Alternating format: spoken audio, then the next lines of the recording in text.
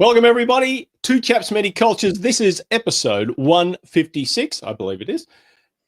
It is Monday.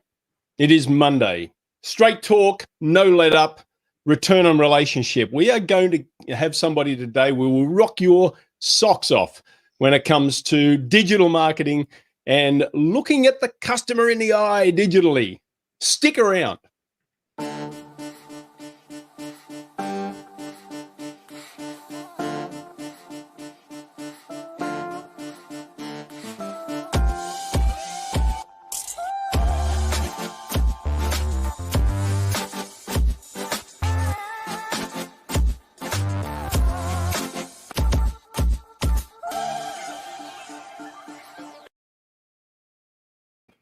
Well, yes. Socks off. Would it be very uncomfortable for you to let you know that I'm not even wearing socks right now? So, but that's all right. This is the COVID studio. We do it this way. Welcome everybody to Chaps, Many Cultures, episode indeed 156, the show about the business of culture and how culture affects our business and how culture affects our relationships and how we reap the rewards of building those, establishing them, maintaining them, cultivating them. And Absolutely. Since Brett and I are stupid about this, we thought, let's bring in somebody who knows more about this than we do, shall we? Absolutely. That is a great idea.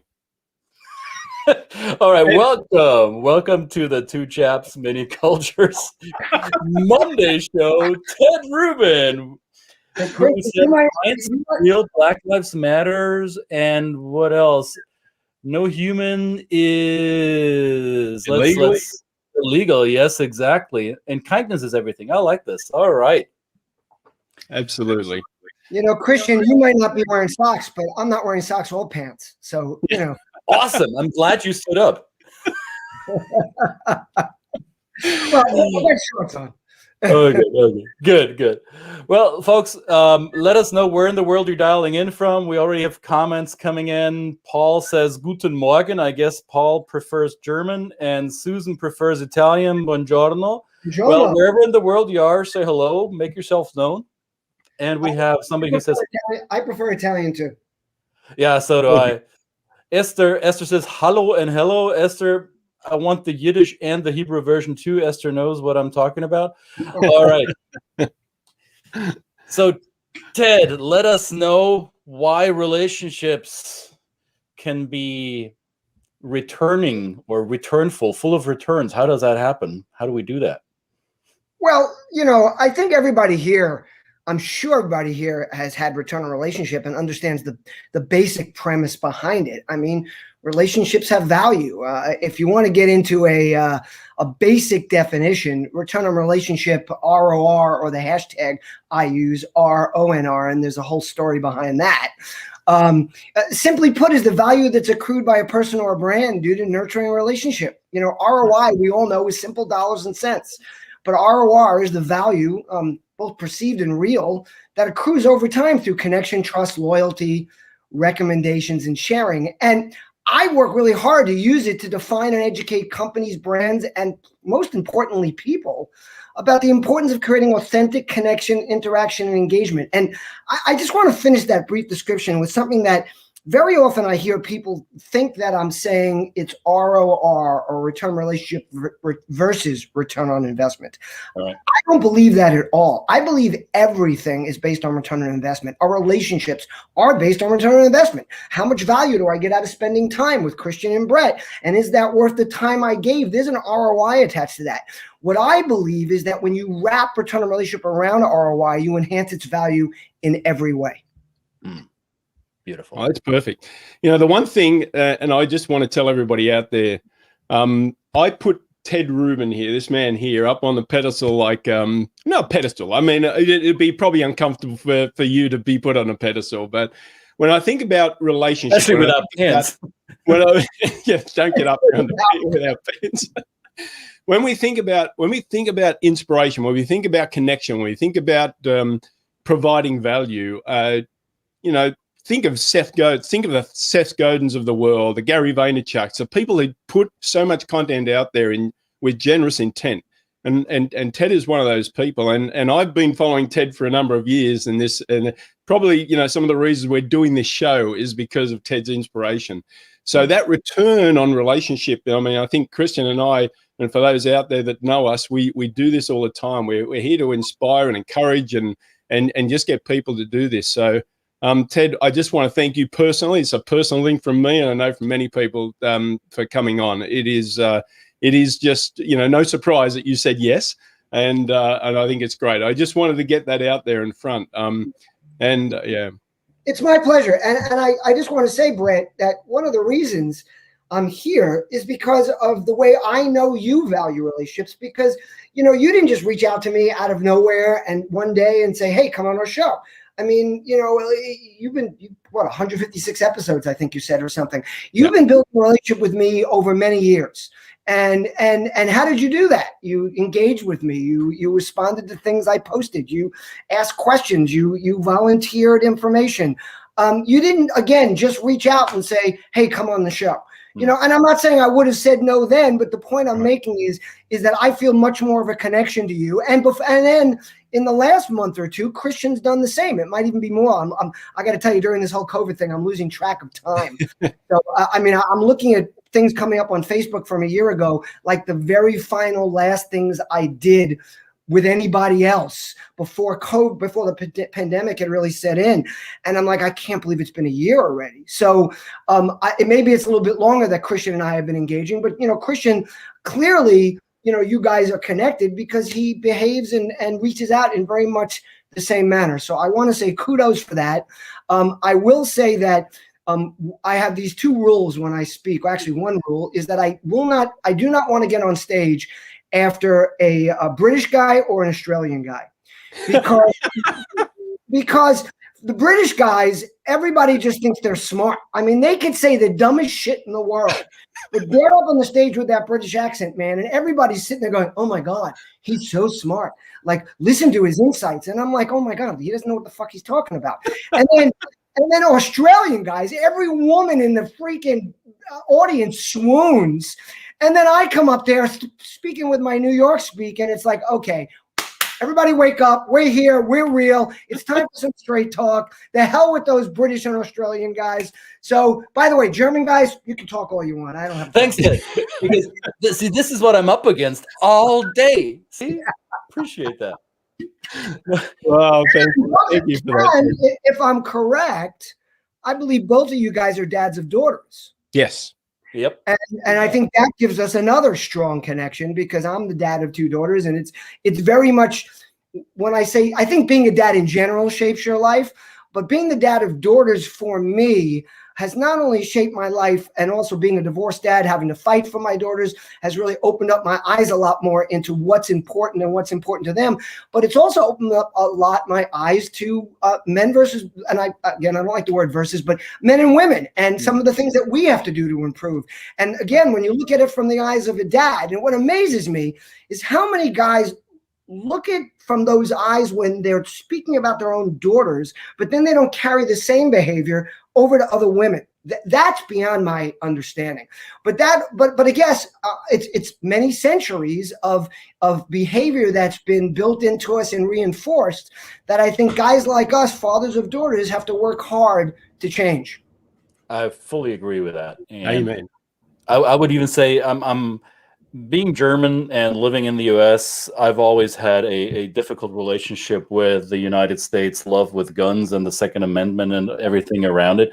But becoming a father of two daughters who now are teenagers almost made me buy a gun. So it's I said almost, but you get more protective. I did get more protective. Yeah, but like for me, it's not that's the natural. I'm talking about the respect for women and the way women are treated, and what the opportunities we want for our daughters, that we need to broaden our perspective and understand that the only way our daughters are going to have those opportunities is if all women have those opportunities, and if all women are treated that way. So again, this is not something I want to harp on. It's just something that I think that we have in a connection. And, I try to practice what I preach. So I tried to look you guys in the eye digitally, and I looked as much as I could at your profiles and some of the things you did. And, I believe if I had to, I think Brett's daughter was born in 2009, if I'm correct. Yep. And now, Christian, I couldn't quite make out everything with yours, but it looked like you might have like an 18-year-old and a 21-year-old or something like that. Well, my 18-year-old behaves like a 25-year-old, so you're good on that.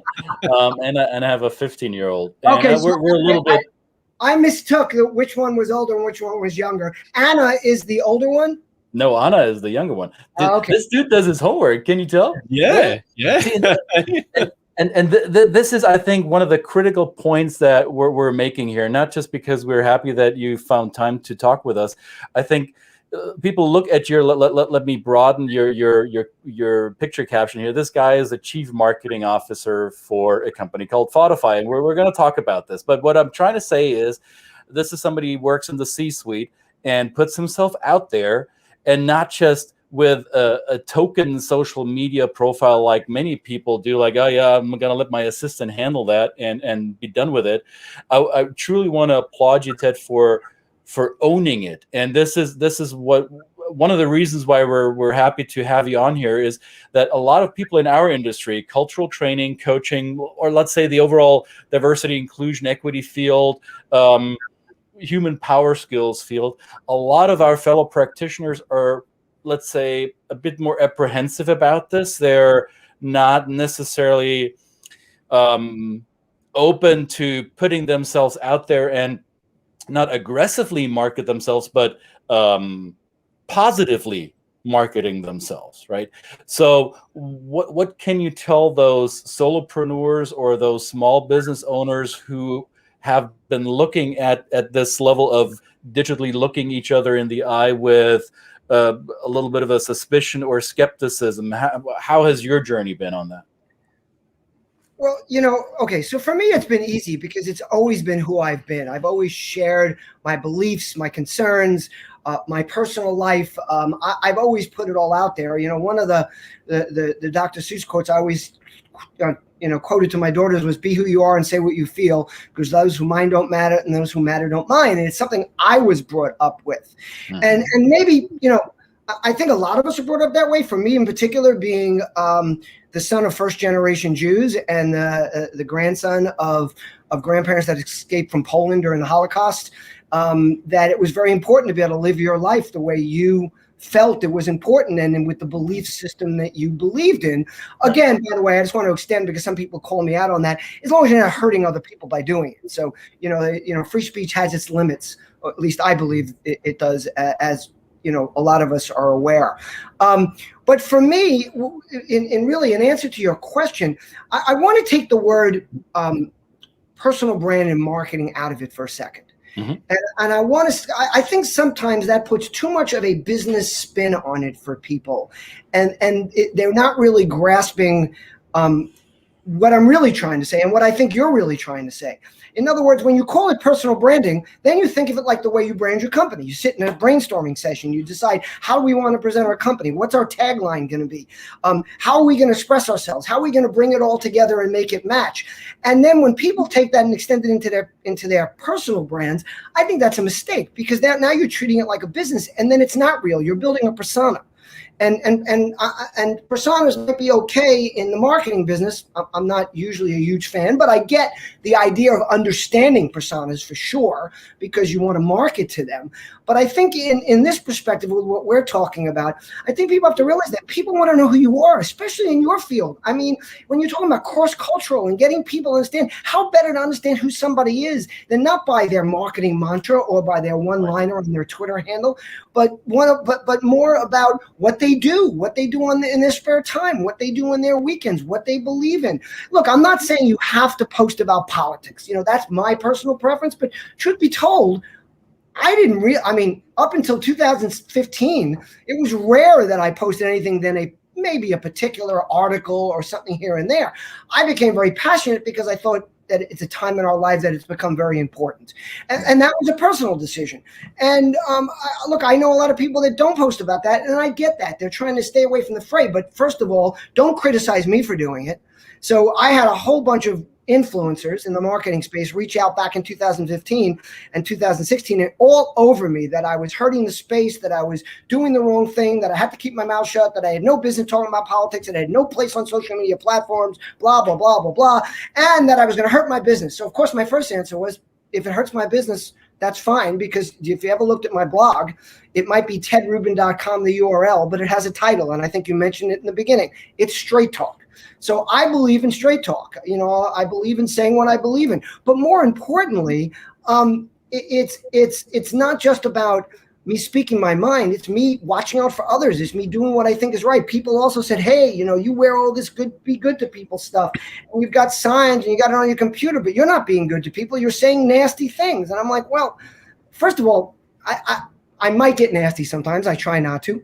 I try to be professional. But yes, I am saying negative things, and sometimes extremely negative things, because I believe that you need to stand up for what you believe in, that you need to help protect other people, that you need to help people that don't have as much or can't do as much. Right. So again, let's circle back a little bit to what you're really talking about, is that you might not want to post about that, but you certainly post about your love for your children and what you're doing on the weekends, and that you're going apple picking, and why. Why do you think you should do this? Well, number one is it shows your humanity. It shows that you're just like everybody else. It shows people that Christian isn't just this, oh my God, all put together guy who wears really cool glasses and has a cool haircut, not bald like me and Brett, But he's a guy that, that likes to go out, that loves to share a cocktail, that loves his kids, that wants to do things on the weekend, that loves sports. And what's the importance of that? It's not just showing your humanity. It's giving people tools so that they can connect with you. So I'm going to tell you a story that's related to this. It was 1980. I just graduated college and I got my first job, and I was in sales. And my dad knew that, and he had a very strong sales background. So at the end of my first week, he knew that the goal I had was to get my first appointment. So he calls me up and he says, did you get your first appointment? And I said, yeah. And he said, well, when is it? I said, next Thursday. He says, what time? I said, about 10 o'clock. He goes, well, what time are you going to get there? I said, I don't know, about 5 to 10. He goes, no. Remember, this was 1980. No Facebook, no LinkedIn. I don't know if you guys, I know you guys are both, I think, in your 50s. One about 53, one about 58. Ballpark, Christian. A little older, Brett's a little younger. I'm just guessing. But back to the point, you guys might remember microfiche. Remember when you had to go to the library and get those reels of film and scroll through them trying to find information about a business or an old article or a company? Well, my dad was like, get there an hour early, walk around the neighborhood, see what restaurants are there, what other businesses are there, go in the building, look at the board, see what other companies in the building, get up to the office of whoever you're meeting with at least 20 minutes early and see if his or her assistant can let you in the office. What photos are on the wall? Are there diplomas? Are they a sports addict? Are they a grandfather? Are they a parent? Find points of emotional connection. Right. Now it's all at our fingertips, but it's amazing to me how many people overlook it. But it's not just about me doing my research. I want to make it easy for people to find out about me. And by the way, that's also a signal to me that if someone's trying to sell me something and they couldn't take the 5 minutes, I mean, I am out there. You go to Instagram, LinkedIn, Facebook, you go anywhere, you're going to find out stuff about me that you can create a conversation that's going to be interesting to me instead of just trying to sell me something. So if you don't do it, I know in a heartbeat that you haven't done your research and you're probably not going to get my business. Sometimes I'll even be totally blunt up front and say, we're done. Like, I'm sure you guys have had this, the person that connects with you on LinkedIn, and then the first question they ask is, so what do you do? So what do I do? Give a rat's ass one. Did you not look at my profile? What the hell is wrong with you? But I think, Ted, you just alerted me to something, and I'm guilty of that, is that I often complain. No, I don't often complain, but when I talk with my wife or business partners or talk with Brett about the LinkedIn connections that I make or don't make, or how people reach out to me using socials, and I want to poke my eyes out because all they do is DM me their sales pitches. I have off. I don't need it. I don't even know you. We haven't even been on a first date and you're asking me to marry you? Hell no, it ain't going to happen. Yeah. But it may just be that I'm not sending enough relatable signals about me as a person that gives other people better opportunities to connect with me on a more emotional or humanity level. So I take that and I shall do better. But if you find yourself being inundated by crap that is only sales pitch over sales pitch and knock you over the head with their whatever rehearsed blah blah or their copy and paste messaging, then maybe Ted's right. We got to send different signals to make ourselves more approachable. Now, exactly. And not only that, like I said, it becomes a tool for you because it allows you to quickly wade through the people. And I got to tell you, there are good people out there. I have people that reach out to me and say all the right things. I mean, they're on it. They know what I'm doing. They know what hashtags I'm using. Again, you don't have to do it. Look, if you really want to get somebody and they're a really important prospect for you, take a lot of time, but you don't have to. Like what amazes me is now obviously not in the last year, but before COVID hit, I'd still go to meetings with clients where I'm just an observer. I'm on their advisory board. Maybe I even set up the meeting. And the first thing out of the mouth of the guy who's running the meeting for the company that's selling, they're selling, is, so how long have you been here? What the fuck?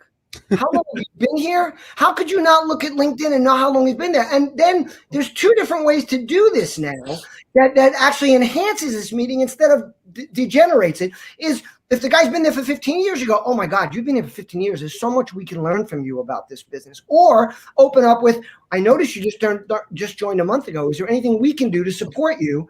You know, and help you here. I mean, there's so many ways to communicate and to learn from these things that when you share about who you are, first of all, you're opening yourself up to relationships, especially within your company. You're allowing people to know what you're about, what you're doing. And what amazes me is how many executives I hear from that say, my employees don't even get me. They don't understand.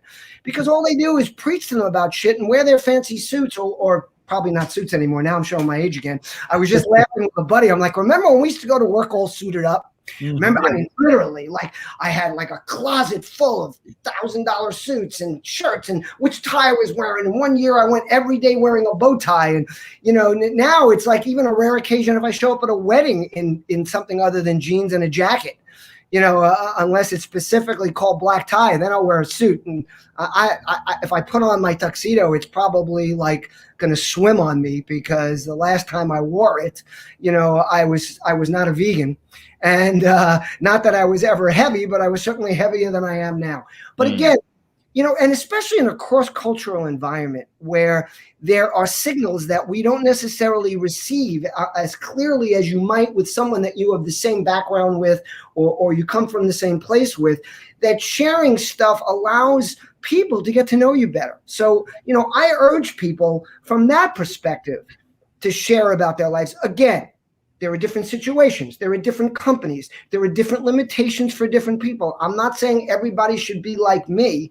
What I'm just saying is share more, let people know who you are, engage a little bit there, because what I love about Facebook is or a lot of social is a lot of people say, oh, it stops you from connecting face-to-face or some other type of socializing. For me, it enhances it because it reminds me about people. And I'm heading out to, before I stopped traveling, every city I would go to, I would post, you know, on LinkedIn, Facebook, Instagram, hey, I'm going to be in San Francisco. I'm staying at the Mark. Come see me. Let me know. I'll be down having drinks tomorrow night. Anybody's welcome. And you know, but that requires to be to have internalized that willingness to being that personality type that is open to engaging, right? Not everybody feels that way. I want to honor a question from Torun Bjarnadottir in Iceland. She says she feels like she's bothering people. Some people are not as extrovert as the three of us might be. So how can you be social on the socials? How can you start building those relationships while you're still thinking you're getting on people's nerves? I'm going to give you the easiest way, but first I want to say something. I am not an extrovert. I'm a total introvert. Look at that. People that know me know that I rather be home, You know, I love being with particular friends. I don't love big groups, but I also, because of things I wanted to do in business and people I wanted to meet, I pushed myself and I taught myself to push myself out there. But again, I'm not encouraging that either. That's a choice which I made. But back to the question. So here's some of the easiest ways. Everybody loves their content to be shared. There's not a person out there that's sharing content that isn't doing it so that other people will read it, right? I mean, why else are you putting it out there, right? And for the most part, especially business people or marketers or people that are trying to spread the word about something, there's nothing they like more than having their content shared. They're getting likes, having comments, because we all know that the algorithms work with the more comments, the more likes, the quicker you get them, the better it is. So make a habit of, if there's somebody you want to meet, if you want to get to know Brett, and I believe Brett did this with me, Christian did this with me, start sharing my content, start commenting. You don't, if you're not comfortable asking a question or saying something personal, don't. Just share the content. Make a comment about the content. Oh my God, you know, that's really relevant what you said about return on relationship. I just learned that the other day, blah, blah, blah, blah, blah. Because what's going to happen? Other people are going to possibly jump in. I might respond. Now, here's the other side of that. Don't expect or require a response. A lot of people will do it 3 or 4 times. They go, oh, they never got back to me, or they didn't like me back, and then all of a sudden they either get insulted or they feel like their work is not being rewarded. This stuff takes years. Yeah, I mean, it takes repetition. You know, I remember back in the earlier days of hashtags, and you guys notice, you know, there's a bunch that I use, and some people in the marketing world make fun of me because I keep growing the ones that become part of my brand. Be good to people. This dad won't quit. I've evolved. This dad won't quit now that my daughters are older and aren't as interested in me hovering over them, to the dad who will always love. Return on relationship, hashtag R on R, no let up, follow the path. The only reason that they have gotten traction is I've used them again and again and again and again. And I watch people, they use a hashtag for a week and they go, oh, it didn't get any traction. Nobody cares about it. Nobody's doing anything. And by the way, there's other reasons to do these things. By using my hashtag, even if you don't communicate with me, other people have started using it just because they see it. Another thing is you can search for your hashtags. So now you can find all your content or anybody else that might have used it. It's not about them necessarily directly engaging with you. A brand is what a business or a person does. A reputation is what people remember and share. So if you're responsive when people reach back to you, if you're responsive when people use a hashtag you're using, or if they like, just as simple as liking a comment that you made, that's a relationship builder. That's the start. Like when I'm on stage, or when I used to be on stage, I would always jump off at some point in the presentation into the audience, and I'd reach out and shake somebody's hand. And I'd say, are we friends now?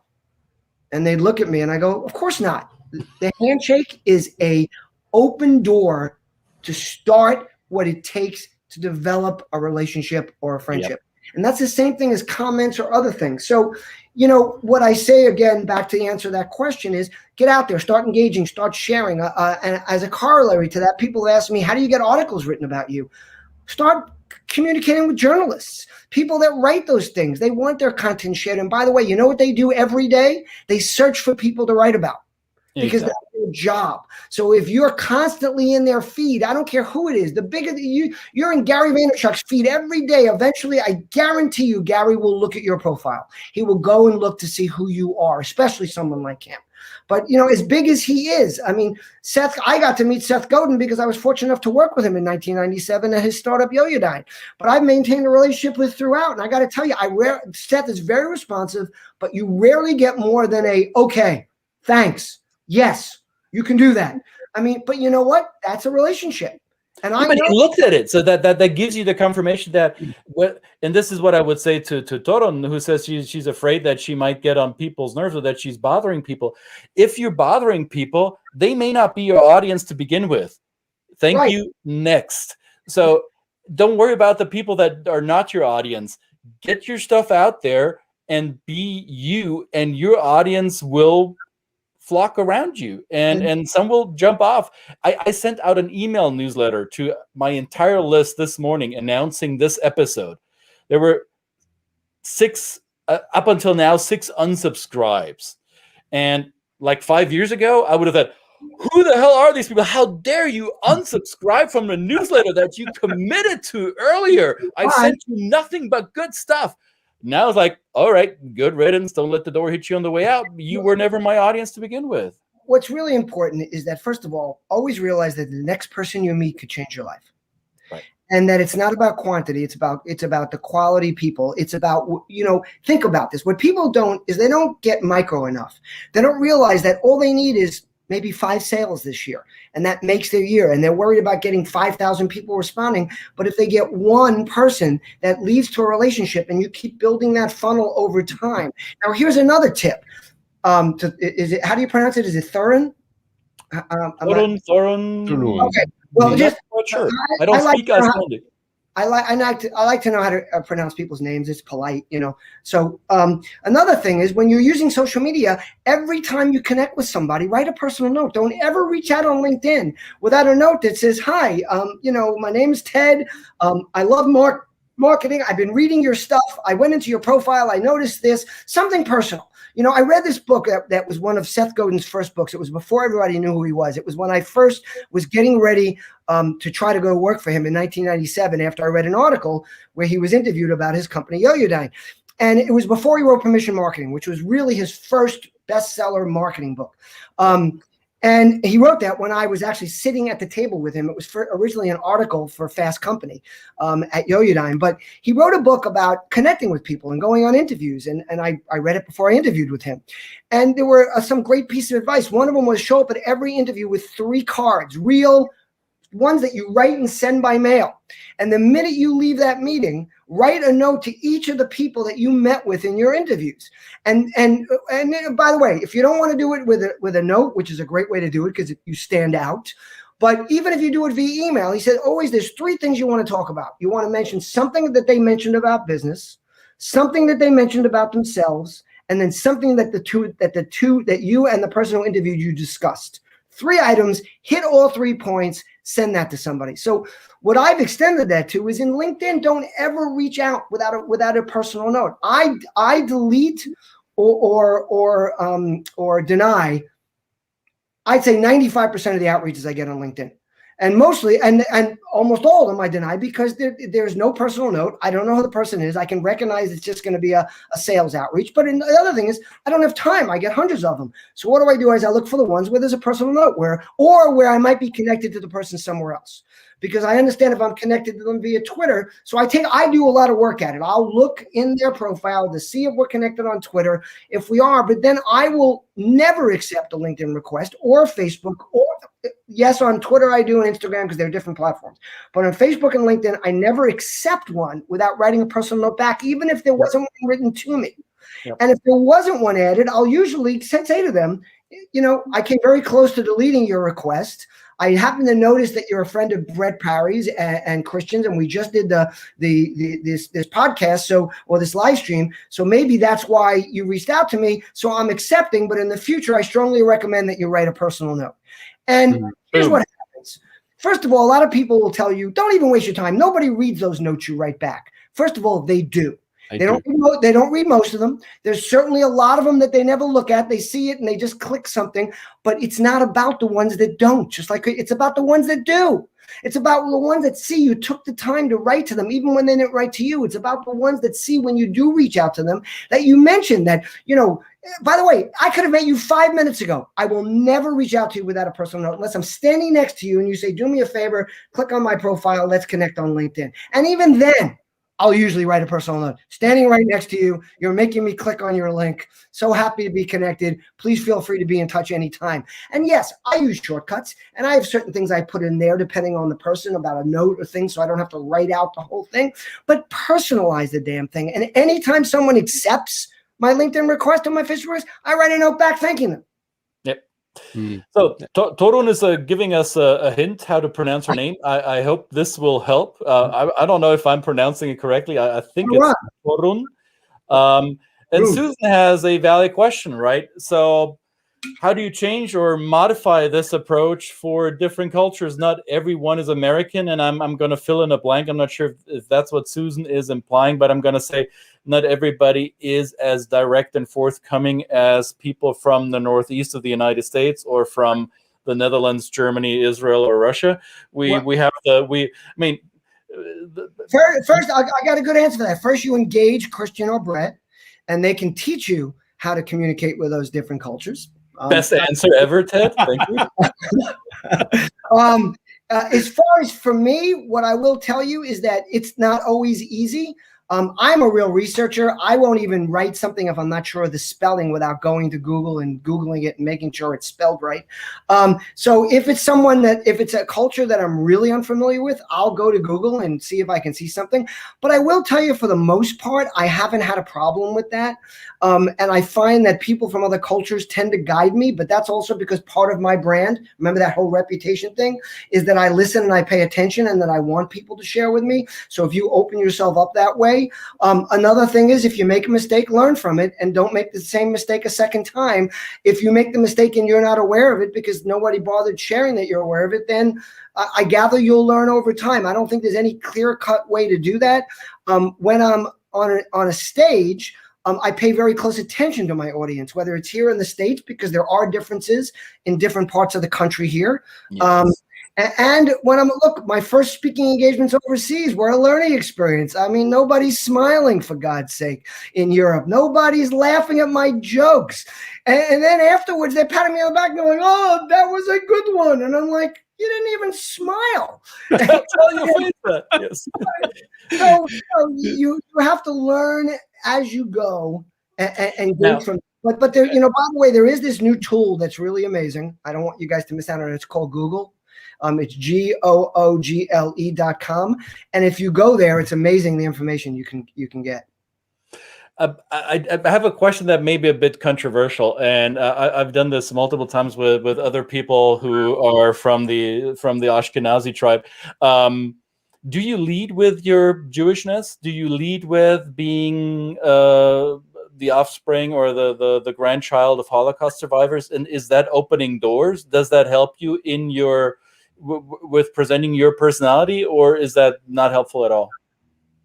I don't think of it. I don't lead with it. I lead more. What I do lead with is being the dad of daughters, and being a divorced dad, because I think being a divorced dad that had to fight to keep his daughters in his life. That's a big part of my brand, mainly because it's affected my who I am a lot more.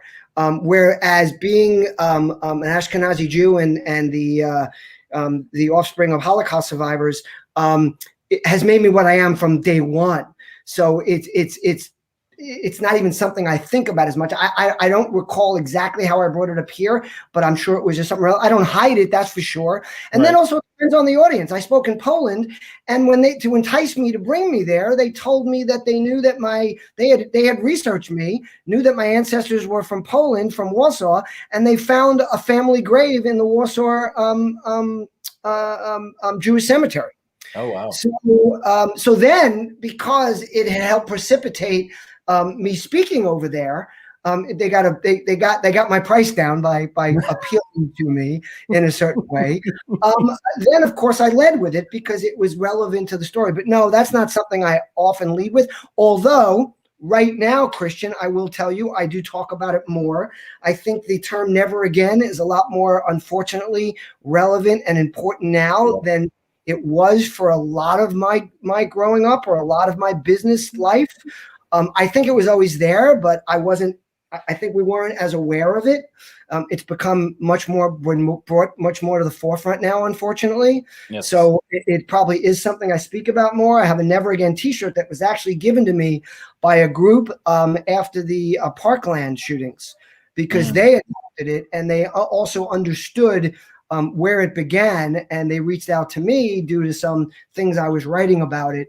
But so that was a long answer to a short question. No, I don't lead with it, but I have absolutely no problem talking about it. Well, and between you and I, it was a point of connection, a personal connection, because I think it was somewhere around in January with events happening here in the U.S. and some commemorative dates. I think I commented on some of your stuff on LinkedIn that pertained to exactly that, which I felt drawn to, right? So this is something where I thought, okay, this is where I want to weigh in, or this is something that is important to me, and this is not business, or it is not overtly business. This is more of a greater scheme of things, societal thing that we need to talk about. So, but I want to say something about that, because this is an important point that you just brought up, because you mentioned that you saw it on LinkedIn. I post things like that on LinkedIn. Yep. And people will say, oh, it's LinkedIn. This is a business platform. You're not supposed to post that. Now, here's my answer to them.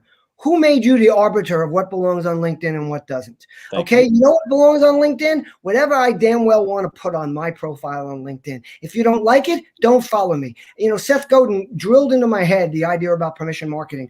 And the beauty of social media is it's the ultimate in permission marketing. You don't like what I'm writing? Unfriend me, don't follow me, or stay connected. Just don't read it, scroll past it, but don't tell me what belongs there and what doesn't, because what belongs there is what I want to put there.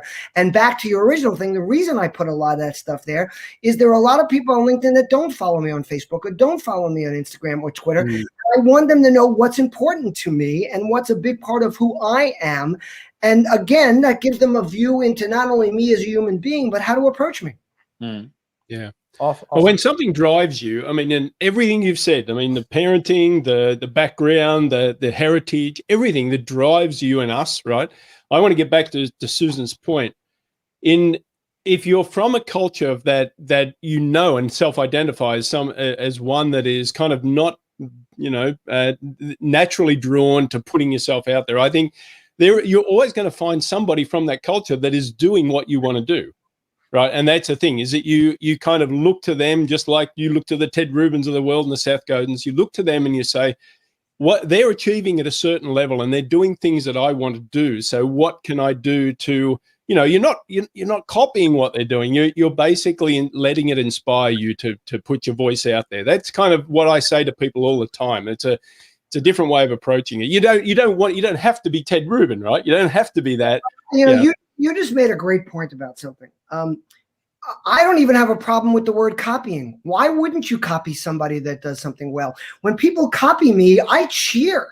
I hear people go, oh my God, that's mine. By the way, you don't know how many people reprint my material, don't give me credit. Sometimes even steal my material and use it as their own. I don't care. First of all, if you're doing your job, people are going to know you wrote that, or they're going to know it's something that came from you. Second of all, they're sharing something that I'm passionate about. So I don't care who writes about return on relationship. I want people to value that. So take my content, share my stuff. Sure, I would prefer you gave me credit. That's great. But if you don't, you're rarely going to find me calling you out. I mean, there's somebody out there, and I'm not going to mention his name. He recently wrote a book. He took the title of one of my books. Took the exact title. Okay. I've never called him out publicly. I reached out to him and said, what are you doing? It wasn't me. By the way, and he totally knew about my book. And he said to me, my publisher, they decided it, because apparently you're allowed to do that because it's not copyrighted. They can take the name. And by the way, same topic, about marketing, about influencers, whatever. But you know what? Never once did I name him publicly or make a big deal out of it, other than a personal note to him saying, I'm just really surprised, that was done. And then every once in a while, like this, I might mention it as an example, but I never mention the book, the title, who it is, what it is. But you know what? I'm just glad that that's being shared, that people are using that term or that title or that idea. There are other people out there that have, they'll take what you wrote and they'll change one word. And, instead of looking people in the eye digitally, it becomes looking people in the digital eyeballs, but people know. I get things all the time. So what I'd like to just say is, first of all, is copying is find people you admire, and perfect. You're exactly right. You see someone communicating with a culture that you've had problems communicating with, see the way they do it. And like you said, evolve your own strategy that way. But by the way, if you find an outreach that really works and you want to use the same outreach, that's really not copying, that's learning. Yeah. We have a term in neurolinguistic programming, we call it expert modeling. So every behavior that yields a positive result can be deconstructed. You can break it down and look at the strategy that somebody used in order to get that outcome, and you can model it in your personal, with your personal touch. And let's be honest, in our Western philosophical literary context since the ancient Greeks, much of what has been put out there has been plagiarism to certain degrees anyway. So there's been Socrates and Plato and Aristotle, and a lot of our thinking, a lot of our thought models are based on old models of thought that have stood the test of time. So I agree with you. Copying is a form of flattery, and it's a form of validation of your validity, right? So yes, giving credit would be nice, but not always will that be possible to enforce. And plus, if people are sharing what you're doing, then you're doing your job. Then people are liking your content, that they're giving it credibility because it's being shared by other people. Again, please don't misunderstand here. Again, maybe there are cross cultures here, but I'm not saying steal people's shit. I'm just saying that we all learn from these things, and copying somebody's technique. I do it all the time. I see that somebody, I know that I wasn't the first person to think about putting one-liners and quotes on photos. I saw somebody else doing it about, 8-9 years ago. And I said, wow, that's really cool. I'm going to do the same thing. I didn't take their whole structure, but even if I did, I didn't use I used my quotes. But that's where like, I watch people all the time. I'm like, oh my God, that's really smart. I'm going to start doing that. Or, if I start a podcast because you have a podcast, I'm not copying you. Right. I'm saying, wow, look how great they've done. I'm going to try to do the same thing.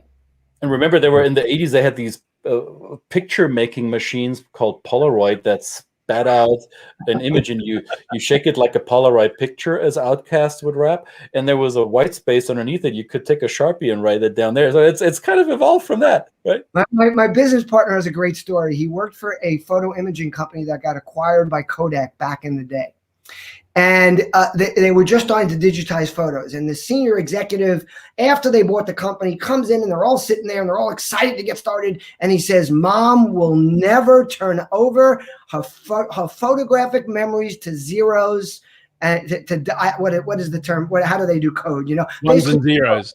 To ones and zeros. And guess what? Mom did. Of course she did. Boy, did she. So, Yeah. Ask Seiko how they went with the off the Swiss. Ask the Swiss about the. Quick answer to William: a brand is what a business or a person does. A reputation is what people remember and share. So you can talk all day long about what your brand is, but it's the way you behave, what you do, the actions you take that people will share and talk about. And that's called reputation. So if you are known, like for instance, I am obsessive about getting back to people. And it's gotten to the point now where if I miss something, which I do, I always tell people, if I don't get back to you in 24, at most 48 hours, and usually within minutes or hours, I probably missed it, or it got lost in the shuffle, or something happened. Please reach out to me again, because no one's more upset about that than me. But when someone calls me out and says, oh my God, I reached out to you, never got back to me, I don't have to say a word. Usually someone online will jump in and go, oh, he must have missed it. There's no way Ted would do that. That's called reputation. That's people standing up and saying, that's not what he does. That's his reputation. My brand can be straight talk, but my reputation is I say what I mean and I mean what I say. It's what people say about you when you're not in the room, basically. Right. So that to me is the difference. And that has a lot to do with behavior and the actions you take. And as we talked about earlier, repetition, doing it again and again and again, because it doesn't happen overnight. And that's what I tell people when they ask me about how do you do what you do, and if I refer them to someone like Ted, right? If we say, well, don't look at what I do, look at what something like Ted does, because to me, that's my reputation. If I send to you, Ted, and you don't do that, then, they're basically, that's my reputation too. I did have a question. There was a question that was sent before the show, and this is about your term, the social C-suite. This is in terms of how important it is. I mean, companies hire big teams of marketers, digital marketers to do the expert messaging for their brand. How important do you think it is for founders to be a part of that process, to be visible, if they possibly feel drawn to it, especially if you think it's a founder that's got the story? I mean, they've lived the brand from the very start of the business. They've built the business from scratch. How important is that? Because that's a question that came in. Or is it, or do you leave that up to that marketing people to interpret their message?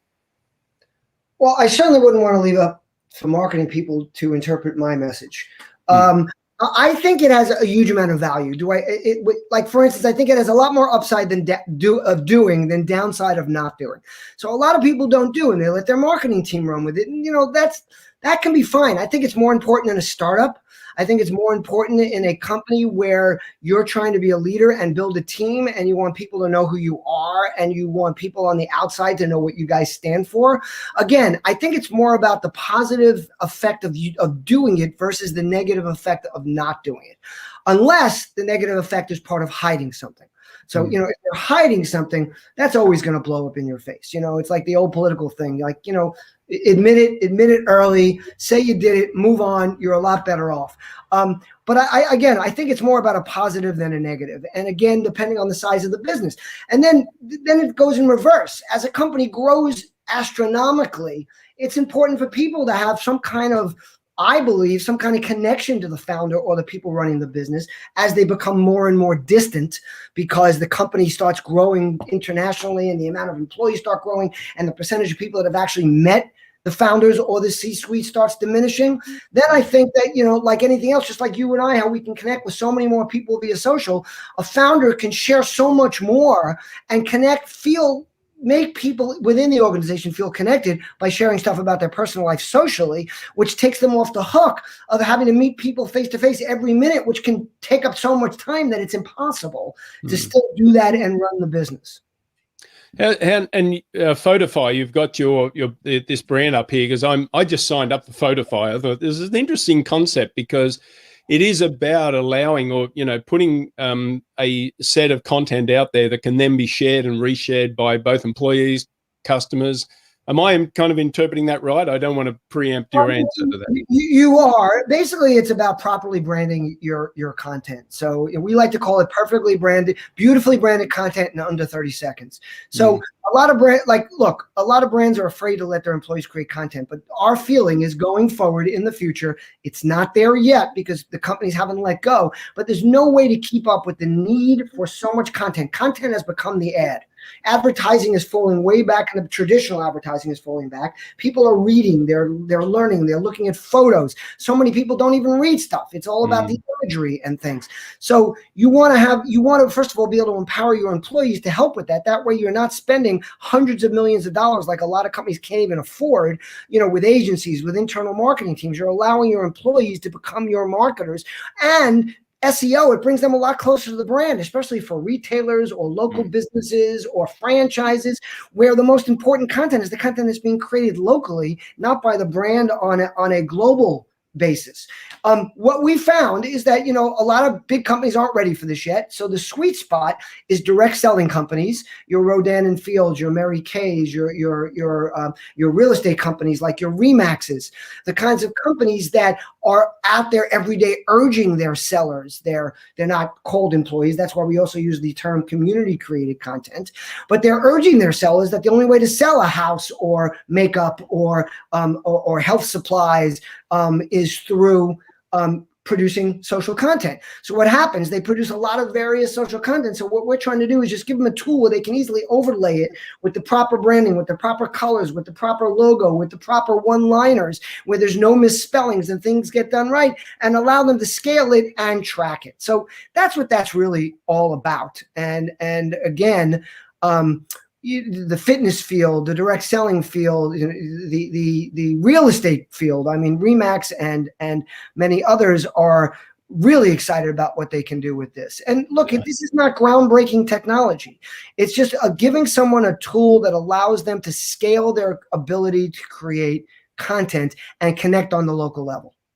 I just saw an interesting post, and I'm not that it was your platform, but it was a lady that worked for Walmart, who kind of became viral for just getting things off the shelf and taking photos of herself, with different things in Walmart. I mean, she's an associate in Walmart, but she sets up these photos, and it became viral because of that direct connection to. It's a huge brand, but it's her store, and she's proud of what she's doing. And I thought it was a great example. We've done some work with Walmart and some of their local areas. It has not been nationwide. It's been in certain particular groups, and they found a lot of value there. So, again, It also gives your employees, I'll tell you what one of the quotes was from one of the people at Walmart, and we made a video at South by Southwest a few years ago, and she said it made their employees feel connected to the brand. It made them feel a part of it, that they were able to be there and creating content that helps the company get known by people and also adds a face to it, adds a face to the brand. People say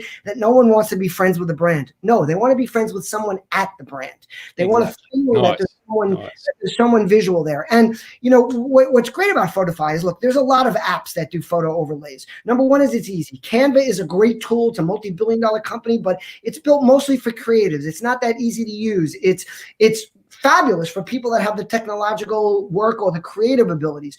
What we're trying to create is Canva for everyday people, for the mom that's online at Starbucks, that sells makeup as a side business, or that's selling real estate, that can be taking her kids to school, grabbing a Starbucks, and creating content at the same time.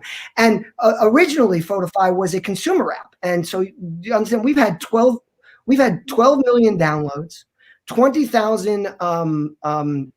We have 500,000 active users. We've had millions and millions of content created. We've had 20,000 reviews, and we have a 4.7 review in the Apple Store. So, you know, our barrier to entry with enterprise is immediately overcome from the usability and the value of the product side. It's them getting comfortable with content being created by people that are working for them. That's great. Nice. We just have another comment here from William. Is LinkedIn the best business platform and Facebook the best social platform? Kind of an either or is it now becoming ubiquitous? Is it going to both, like you said before? It all depends on you. It's all like people say, if I only have time for one platform, where should I go? Whichever one works best for you. What I will say is the easiest platform to use and create content very quickly is Instagram. Click, click, click, click, click, content.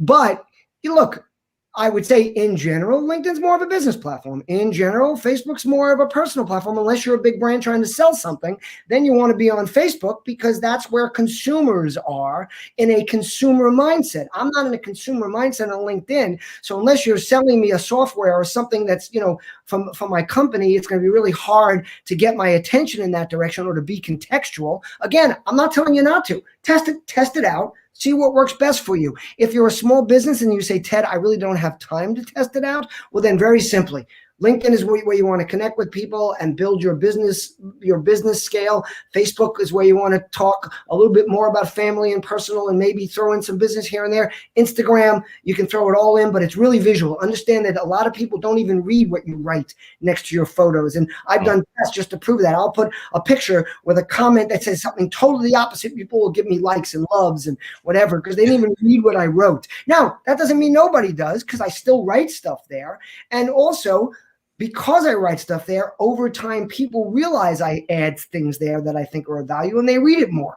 But for instance, I know some people that post there and they write freaking books on Instagram and I don't read it. Like I get past the first sentence and I'm like, I'm done. Yeah, I like the picture. You look great. You know, I like the background. So again, if you don't have time, think of them in silos. If you do have time, try to take the silos out of it and figure out what works best for you by testing. Yep. Good answer. Thanks. Love it.